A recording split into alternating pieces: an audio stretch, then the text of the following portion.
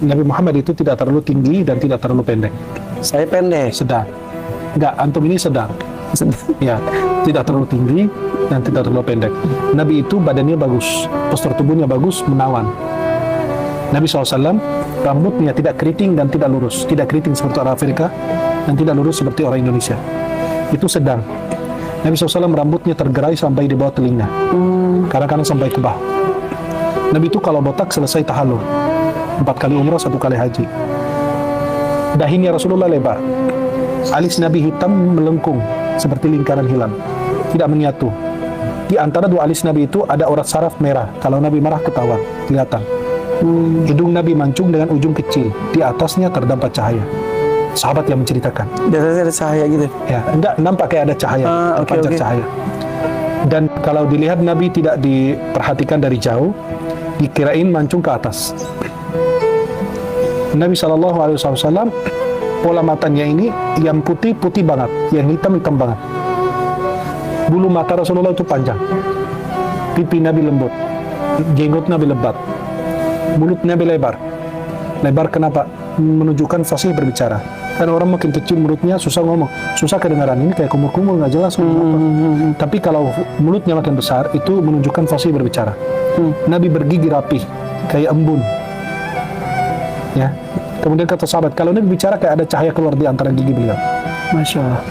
Rasulullah SAW kalau berjalan cenderung ke depan, tubuhnya cenderung ke depan. Dia jalannya cepat, langkahnya panjang, dan cenderung ke depan. Karena jalannya cepat, sahabat lari mengejar Nabi. Saking cepatnya. Saking cepatnya. Akhirnya Nabi bilang, kalian di depan, aku di belakang. Nabi bersama orang yang sakit, orang sepuh, orang yang tua, sakit, lemah. Itu mereka berjalan di belakang Rasulullah. Kemudian Rasulullah SAW, kalau kita perhatikan beliau, dada sama perutnya rata. Dada sama perutnya rata. Itu menunjukkan Nabi itu olahraga. Artinya beliau itu sedang berjalan. Kemudian Nabi menggunakan cincin dari perak. Ini kayak gini bentuknya, kayak gini. Ada 3 garis cincin Nabi. Ada Muhammad seperti ini, ada Rasul, ada Allah. Oh iya, ini juga ada Muhammad. Iya. Rasul Allah. Kurang lebih seperti ini. Cincin yang digunakan Rasul. Sedikit. Jelas? Maka cincin Rasulullah itu dari perak. Itu 3 baris. Muhammad, Rasul, Allah.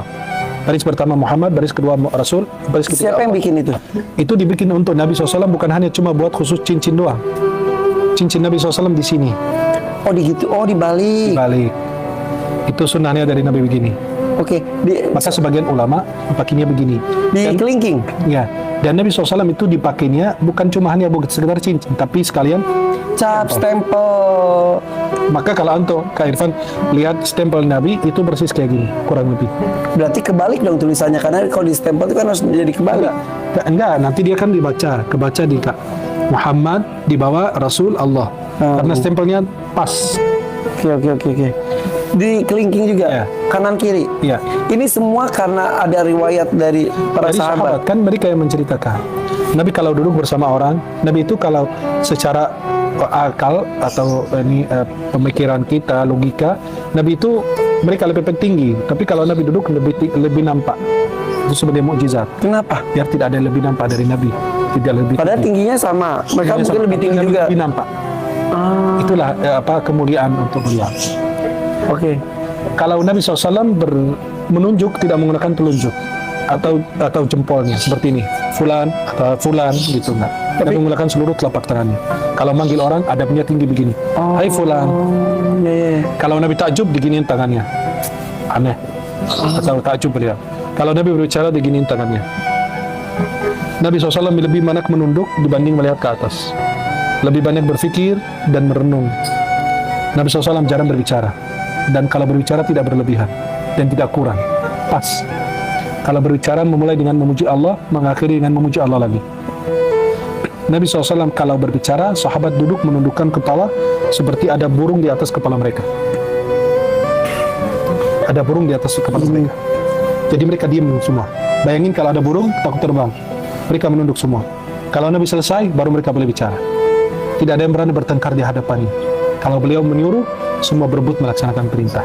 Insya Allah. Nabi tangannya lebih lembut dibanding sutra.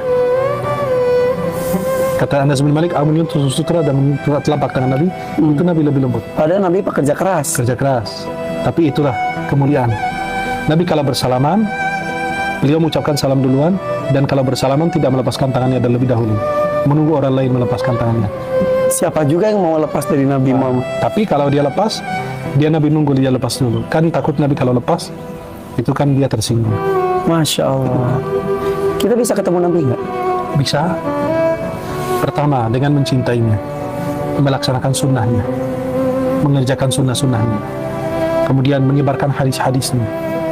Kemudian kelima, bisa dengan kita, kata ulama, membaca surat Inna anzalnahu fi lailatul qadr 21 kali dengan niat mimpi Rasulullah.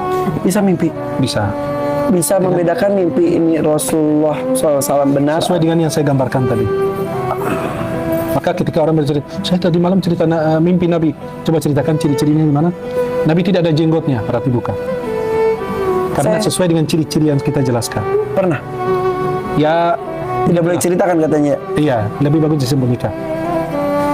Maka gini, kalau mau mimpi Nabi, baca Inna anzalnahu fi lailatul qadr 21 kali. Atau baca surat Ya Ayyuhal Muzammil 41 kali dengan niat mimpi Rasulullah. Atau baca Inna a'tainakal kautsar 1000 kali malam Jumat dengan niat mimpi Rasulullah.